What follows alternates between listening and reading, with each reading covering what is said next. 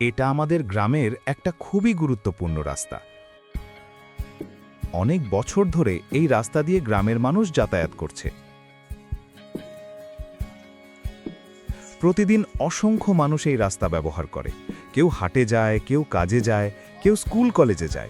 শুধু মানুষই না, অনেক ধরনের যানবাহনও এই রাস্তা দিয়ে চলাচল করে। বলা যায় এই রাস্তাটা আমাদের গ্রামের মানুষের জীবনের একটা গুরুত্বপূর্ণ অংশ। কিন্তু দুঃখের বিষয় হলো, অনেক বছর ধরে এই রাস্তাটার কোনো মেরামত করা হয়নি। সময়ের সাথে সাথে রাস্তাটার অবস্থা খারাপ হতে শুরু করেছে।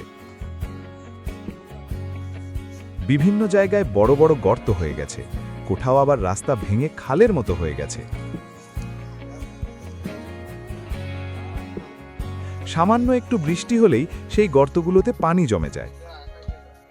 তখন এই রাস্তা দিয়ে হাঁটা তো দূরের কথা, সাইকেল বা মোটরসাইকেল নিয়েও চলা খুব কষ্টকর হয়ে পড়ে।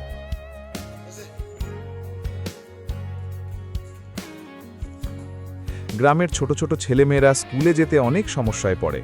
বয়স্ক মানুষদের জন্য তো আরও বেশি কষ্ট হয়। অনেক সময় পা পিছলে পড়ে যাওয়ার ভয় থাকে। এই সব সমস্যার কথা ভেবে আমরা গ্রামের সবাই মিলে একটা সিদ্ধান্ত নিলাম। আমরা ভাবলাম, অপেক্ষা করে বসে থাকলে হয়তো আরও অনেক সময় চলে যাবে। তাই আমরা নিজেরাই উদ্যোগ নিলাম। সবাই মিলে যদি একটু করে চেষ্টা করি, তাহলে অন্তত রাস্তার বড় বড় গর্তগুলো ভরাট করে কিছুটা চলাচলের উপযোগী করা যায়। আজকে সেই কাজটাই আমরা করছি। গ্রামের অনেকেই একসাথে এখানে জড়ো হয়েছি। কারো হাতে কোদাল, কারো হাতে ঝুড়ি। কেউ মাটি কাটছে, কেউ ঝুড়িতে করে মাটি আনছে, আবার কেউ সেই মাটি দিয়ে রাস্তার গর্তগুলো ভরাট করছে। একসাথে কাজ করতে করতে মনে হচ্ছে যেন এটা শুধু রাস্তা ঠিক করার কাজ না, এটা আমাদের গ্রামের মানুষের ঐক্যের একটা সুন্দর উদাহরণ। কেউ কাউকে আলাদা মনে করছে না। সবাই মিলে হাসি আনন্দের সাথে কাজ করছি, যেন আমাদের গ্রামের মানুষের চলাচল একটু সহজ হয়।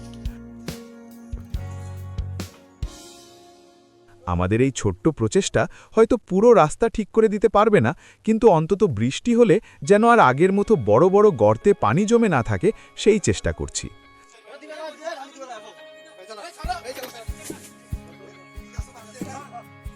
আমরা চাই আমাদের গ্রামের মানুষ যেন একটু স্বস্তিতে এই রাস্তা দিয়ে চলাচল করতে পারে।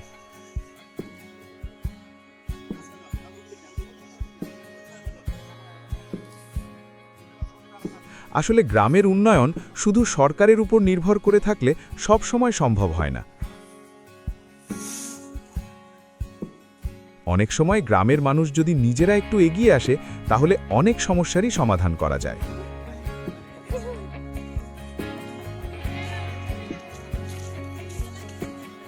আজকে আমরা সেই চিন্তা থেকেই সবাই মিলে একসাথে এই কাজটা করছি।